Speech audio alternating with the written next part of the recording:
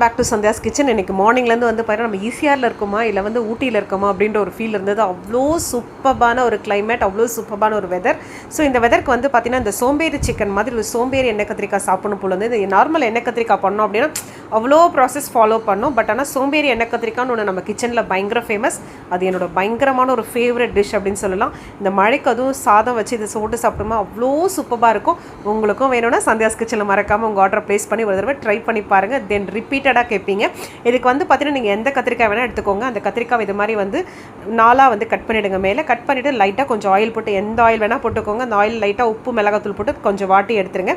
வாட்டி தண்ணி எடுத்து வச்சுருங்க. அதே ஆயிலில் பார்த்தீங்க அப்படின்னா திரும்பி கொஞ்சோண்டு பெரிய வெங்காயம், வாட்டவர் பெரிய வெங்காயம் சின்ன வெங்காயம் எதுவாக இருந்தாலும் போட்டுக்கோங்க.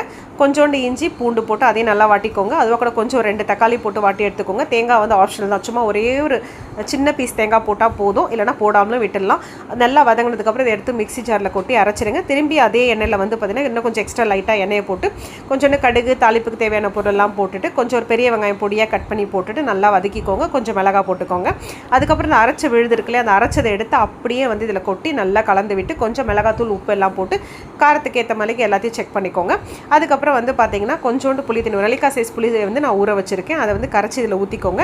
நல்லா ஒரு கொதி வரணும். ஒரு கொதி வந்ததுக்கப்புறம் இந்த கத்திரிக்காய் வதக்கி வச்சுருக்கோம், அதை எடுத்து உள்ளே போட்டு இன்னும் ஒரு கொதி வரணும். வந்ததுக்கப்புறம் மூடி போட்டு கத்திரிக்காய் வந்துருச்சான்னு பார்த்து எடுத்து சர்வ் பண்ணால் சும்மா சூப்பராக இருக்குங்க. நீங்களும் மறக்காமல் ட்ரை பண்ணி பாருங்கள். ரொம்ப சிம்பிளாக பண்ணிடலாம் அந்த ரெசிபி. அவ்வளோ டேஸ்டியாக இருக்கும். இதுக்கு வந்து இந்த மிளகு வறுக்கணும், சீரகம் வறுக்கணும், இந்த பொடி பண்ணணும், அந்த பொடி பண்ணணும் அப்படின்னு எந்த இதுவும் கிடையாது. ஸோ இது சிம்பிளாக பண்ணி பார்த்தீங்கன்னா அவ்வளோ சூப்பராக இருக்கும் சாப்பிட்றதுக்கு. இது சைட் டிஷ்க்கு வந்து பார்த்தீங்கன்னா சிக்கன் 65. ஸோ இன்றைக்கி வந்து பார்த்தீங்கன்னா எனக்கு கஸ்டமர்ஸ்க்கு போய் எனக்கு பிடிச்ச மாதிரி ஒரு டிஷ் செஞ்சு இந்த மழையில் வந்து என்ஜாய் பண்ணி சாப்பிட்டோம். See you all.